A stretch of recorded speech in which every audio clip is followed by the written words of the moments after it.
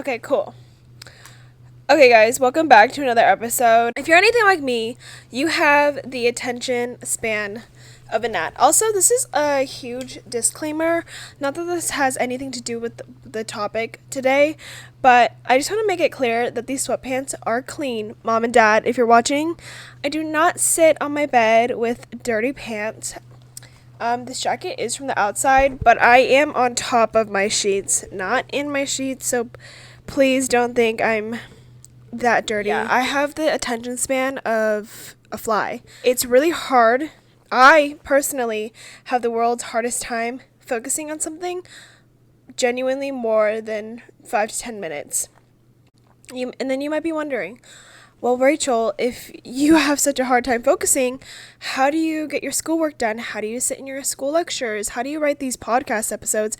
How do you sit here and film this podcast? How do you have conversations? That's a very good question, and I have a semi-decent answer for you. And it's one word: training. Just like an athlete would train for a marathon, or the next football game, or a basketball game, or a dancer training for her next competition, or somebody just training a skill, attention span for me is a skill. I used to, as a kid, have way better attention span, and I'm not sure why this is. I tried to do a lot of research on it on my own and Google, but I'm not a mental health expert. I am not a doctor. I am not a physician of any sort. I am just a college girl who realized that I have problems with focusing. But as a kid, I think I used to be quite good at really focusing and doing things for a longer term, like whether that was reading a book or like drawing. I'm also trying to exclude like from my vocabulary, and it is a very difficult thing to do, but that also comes with training. But as I got older and as I got a phone, a laptop, started doing school online, I think I tried to do a lot of different things at once. Like I would multitask, and that just bit me in the butt in the worst way possible, because I am a person. I remember I was sitting here actually at my bed last semester. I was trying to watch a show on Netflix. I was trying to text my mom, trying to watch TikTok, and trying to listen to music at the same time. I mean, that is just way too much media, and I'm just trying to do too many things at once. And that just cannot be healthy for anybody. And I know I'm not the only person out there that is like this, because I have heard other people that are my age and as a Gen Zer go through this. And it sucks. And it's really hard to unlearn these horrible habits that I've picked up. I do know people, though, that are able to sit at a desk and do work for 6 hours at a time and have no problem with that. But personally, that's just not me. That's not how I can manage my time. That's not something that works for me. And so I had to kind of figure out a way to figure this whole entire mess out, because I cannot be doing 4 things on my phone and laptop at once and expect anything good to come of that. So I had to sit down and train my brain and focus on getting my work done. Again, I am not a person who can sit there for 6 hours the day before an assignment's due and hone it out, because first of all, procrastination, I hate it to the max. I used to procrastinate all the time. In high school, I think I would just put myself in really bad positions, and I would use that pressure to get my work done. And I know there's a lot of people who do that, especially the people that are my age. But guys, I'm telling you, there's way better ways and less anxiety-inducing ways to get your work done. So, I'm going to just walk you through what I do personally. I don't know if this is going to help you. You can just listen to this, and if it doesn't help you, then there are other tools online that you could probably go to or go see a specialist. But this is personally just what works for me. I do something called deep work, where I will set a timer usually for 30 minutes to an hour and put everything on silent. So that means I don't have my phone next to me. That means if I need to use my phone for my calculator, if I'm doing my math homework or whatever, then I will put everything on silent for that hour. And of course I have my emergency contact list, like my mom can still reach me if I really need to, or if anything, I'll just let her know. But usually during the day, no one really texts me anyway, so. But, Instagram notifications, Snapchat notifications, that all has to be, like, off. If you have to throw your phone across the room, throw your phone across the room, because what I've noticed is that the reason why my attention span shrank from being able to focus on something for 2 hours to like 10 minutes is, one, because of TikTok, two, because I just try to consume so much media at once, whether that's like trying to consume an Instagram reel and then try to consume my Netflix show. It's both are very, very distracting. And so for me, I really have to just take all the distractions out. I usually go into a really quiet room. I have good study spaces at my school that I'm fortunate enough to have, or I'll just be in my dorm room and I'll just put my headphones on. If anything, if you feel like you really can't work in silence, I know this might sound like an old person thing, but try and listen to classical or jazz music. It's soothing, it's nice. There's no lyrics to it, so you can't get distracted. Or even try white noise. My roommate was at one point obsessed with white noises on Spotify. I personally can't do that, but if that works for you, that works for you. Then I'll probably take a break for like 5 or 10 minutes. And I also set a timer for that. Timers are everything. If you set a timer try 30 minutes first. If you set a timer for 30 minutes, it'll go off and you will realize how fast 30 minutes goes if you were just able to zone everything out and zone in on your work.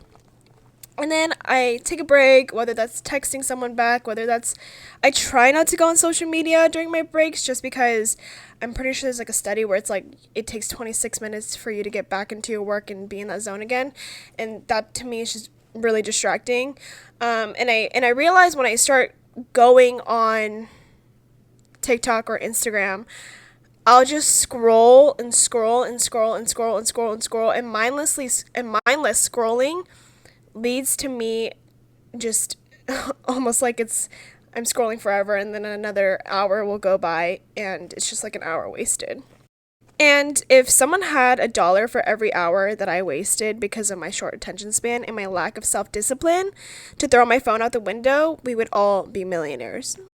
If you've ever been in my shoes, you really know what I'm talking about, and it sucks, but the cycle can be broken. And I think another reason why I really wanted to train myself to not have such a short attention span was because I realized the shorter my attention span got, the worse my memory got as well. Because I was constantly multitasking, trying to do so many things at once and not focusing on one thing at one time without overwhelming myself, I was able to retain zero to little information possible about a certain subject, whether that was something that my mom was telling me or something that I learned in class or something that I read online in an article. It was really hard for me to retain that information.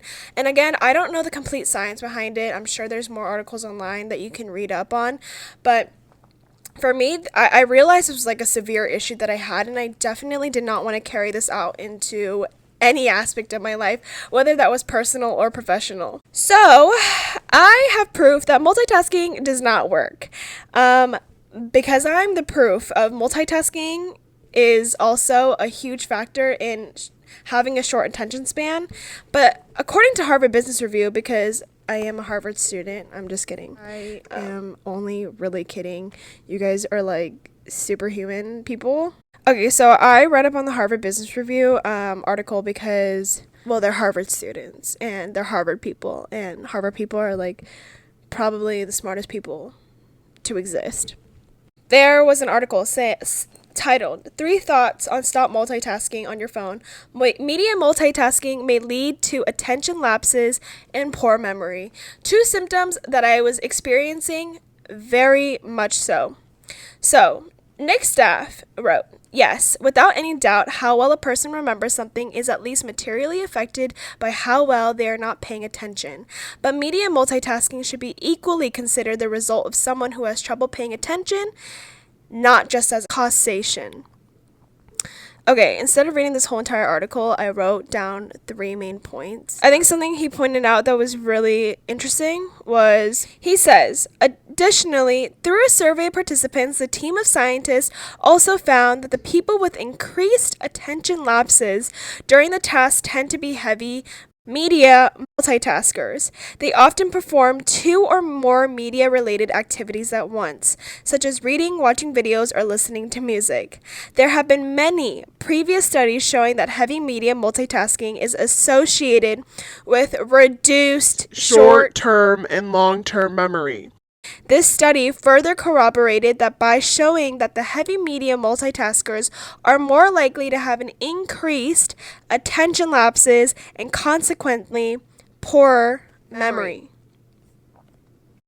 Okay, guys, if I'm telling you and Harvard's telling you, because like Harvard and I are on the same level. Okay, listen, I know for a fact that not being able to focus on something more than 10 minutes is really frustrating and really concerning at the same time. And it probably makes you feel stupid and dumb, but I promise you're not stupid and dumb. I think that just with the mass amount of technology that we have right now, it's going to be hard to train yourself and use the skills and tools that you have in front of you. What am I trying to say? What am I trying to say? And there are so many tools online that you can use. I personally use an app called Flora. Flora was introduced to me. Well, it wasn't introduced. I was introduced to it through a video of one of my favorite fitness influencers, Grace Beverly. She is the moment a legend, an icon. If you haven't heard of her, which you probably have, you should really go check out our page because she builds a multi-million-dollar business by the age of like 22 or 21. I can't remember. Besides the point, Flora is an app where it helps you manage your time and it also helps me have a longer attention span so I could just get my work done in a timely manner. Because what it does is that it sets a timer and it basically uses your money. So if you accidentally, well, intentionally or accidentally cut the time short with the timer that you set. So let's just say that you set a timer for 30 minutes to email all your coworkers or your schoolmates, whatever, a task that you need to get done. And by like this 14th minute, you got distracted by something. So you go on your phone. It's going to charge you a certain fee that puts the money towards a good cause. I believe that they plant trees. Personally, I haven't had to pay a single dollar. It's scary. It's scary because it's your hard-earned or your parents' hard-earned money. So it really keeps you accountable. I think accountability and self-discipline is really important here, and two very, very, very, very hard things to master. I personally am not a master of it at all, only in certain areas of my life. But at the end of the day, I think short attention span and time management is so manageable with the right tools that we have and the technology that we have. Thank God it's 2023. Go get it, guys. Go get it.